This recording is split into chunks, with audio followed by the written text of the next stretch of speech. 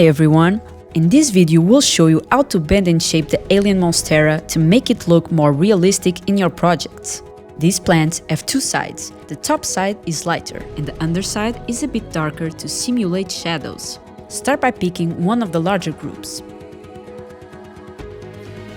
Before starting to shape the plants, make sure to remove any excess material, assuring all holes in the MONSTERA are clear. Using tweezers to hold the middle, gently bend the leaves upward, just like this.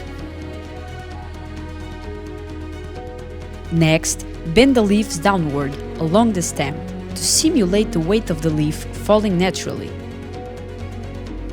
Then pull all the stems upward to create a solid base. To give the plant more movement, gently curve the sides of the leaves.